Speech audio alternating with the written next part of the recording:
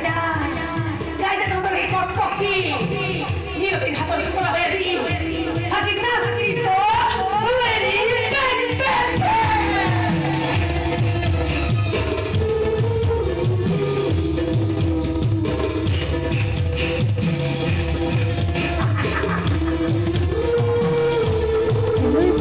Welcome back to my channel. আপোনালোকে চাইছে Anamika blog. মই আছো এতিয়া গোগামুকত আবাহন থিয়েটাৰ চলি আছে।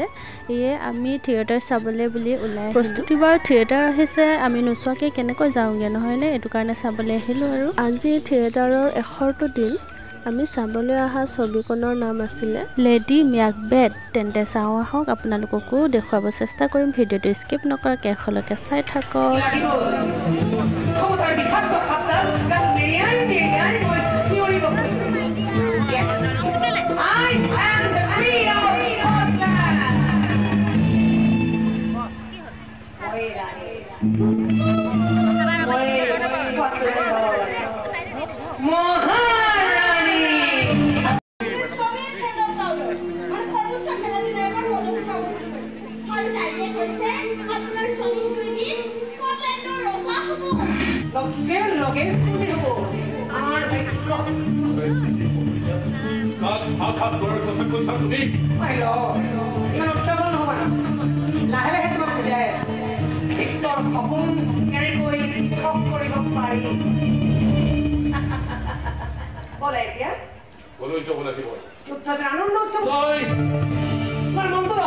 প্ৰশ্নই আঘাত কৰি আছে মই জানো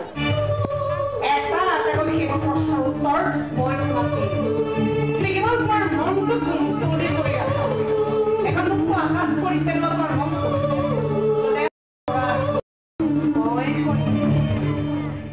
মই তোমাৰ মনৰ জোৰা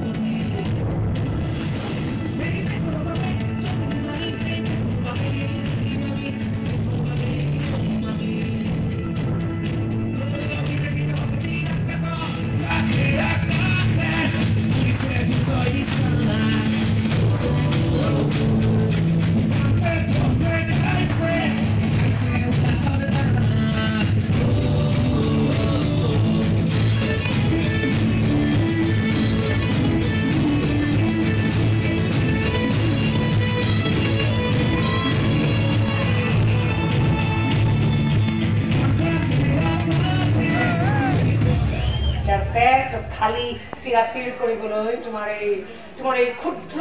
অস্ত্ৰপাতেই যথেষ্ট বন্ধ কৰা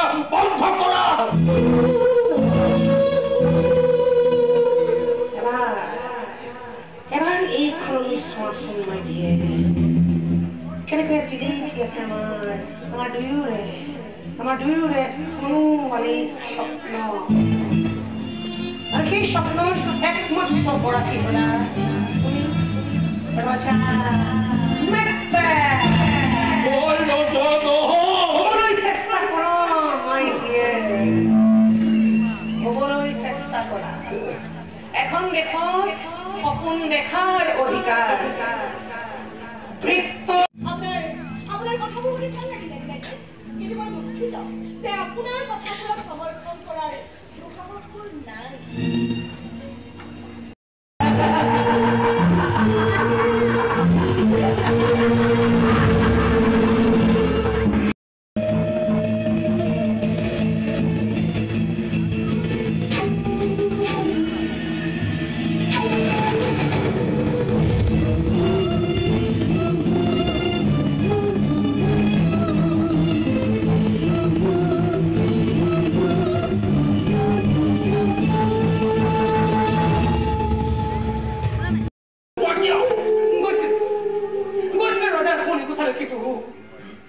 কিন্তু নোৱাৰিলে এখন বহুৱাবলৈ নোৱাৰিম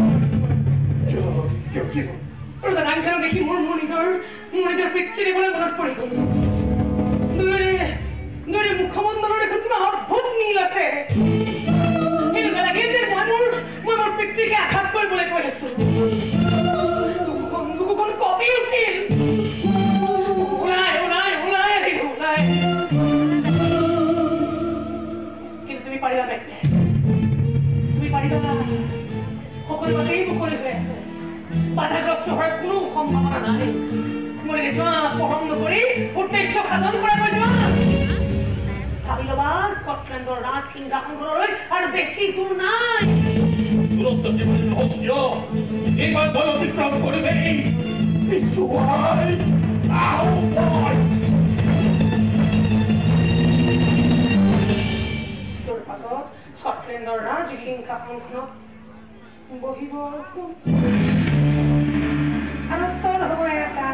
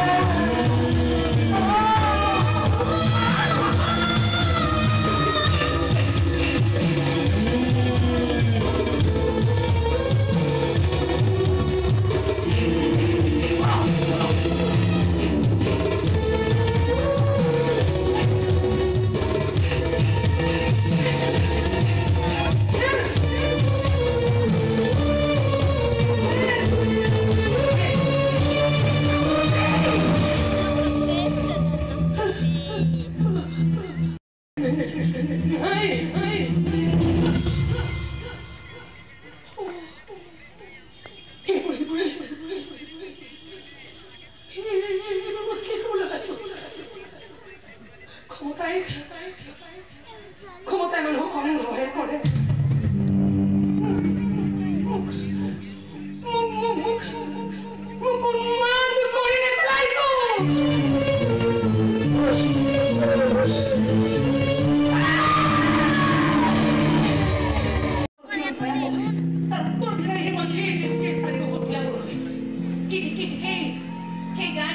থাকিবতো পাৰে নহয় মোৰ এই প্ৰশ্নৰ উত্তৰ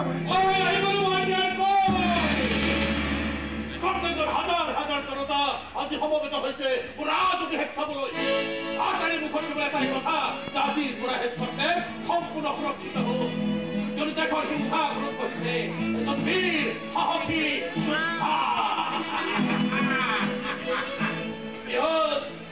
মনত হৈ আছে কিয় যোৱা আটাইকে জনাই দিয়া এই মুভাই নাহিব আৰু আটাইৰে বাবে লৈ আহিছে উপহাৰৰ মেট পৰা সম্ভাৰ অকণমান শান্তি লাগে শান্তি শান্তি বিচাৰি কোনোবাই ৰজা হয় জানো সিংহাসনত বহি আজিলৈকে কোনোবাই শান্তি ভোগ কৰিব পাৰিছে জানো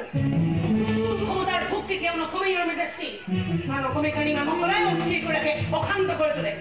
আৰু যিয়ে নিজকে অশান্ত কৰি ৰখাৰ ভেদ গঢ়ি তুলিব পাৰে সি দীৰ্ঘদিনলৈ ক্ষমতাত দৃষ্টি থাকিব পাৰে আজীৱন ৰজা হৈ থাকিব বিচাৰো স্কটলেণ্ডত মই ৰাজত্ব কৰি থাকিম কিন্তু সেই তাৰিখ কেইজনী যে কৈছিল কিন্তু তোমাৰ পিছত বেংকৰ পুত্ৰ ফিয়েন্স ৰজা হ'ব বুলি কৈছিল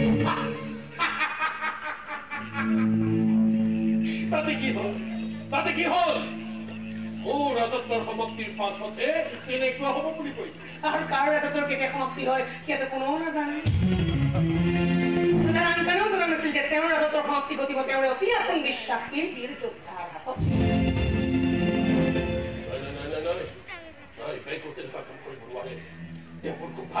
আজি কোনো বন্ধু শত্ৰু নাথাকে মাইকীয়ে থাকে কিছু ভোকাটোৰ লালায়িত মানুহ যি হৰ খুনাটোৰ নিশ্চয় চাই আছে তোমাৰ ৰাজসিংহাসনখনলৈ কি ঠিক সেই মানুহৰ মাজত বেংকো থাকিব পাৰে যি হৰ তোমাৰ খন গণি আছে আৰু নিজৰ পুত্ৰক তোমাৰ আসনখন বহুৱাবলৈ তোমাৰ বিৰুদ্ধে চক্ৰান্ত কৰি আছে কোনেও মোৰ পিঠিত ডেকাৰ বহুৱাই নিজ পুত্ৰক ৰজা কৰাৰ খেল খেলিব নোৱাৰে সকলো চক্ৰান্ত মই ওফৰাই কথা চাইটাৰ মাতৃৰ পেট ফালিহে উলিয়াই অনা হৈছে মোৰ পৰিয়ালৰ ওপৰত চলোৱা হত্যালীলাৰ প্ৰতিশোধ মই ল'বই লাগিব মাতৃ দায়ী হত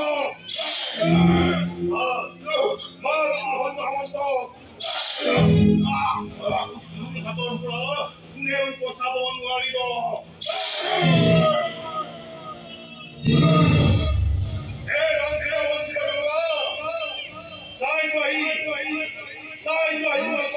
চেষ্টাচাৰী শাসকৰ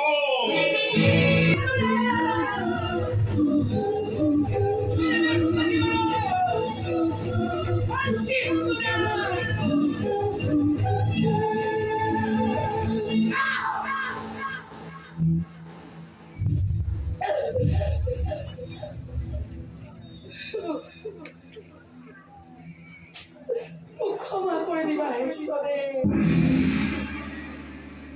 ক্ষমা কৰে দিবা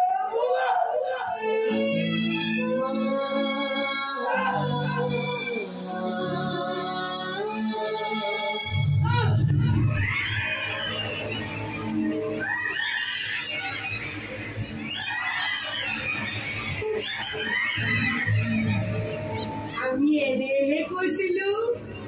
মেঘবেথক ৰজা হব বুলি আচলতে আমি তাৰ লগত এখন খেল খেলিছিলো ক্ষমতাৰ লোভ দেখুৱাই তাক ঠেলি দিছিলো ধ্বংসৰ মুখলৈ সি বুজিয়ে নাপালে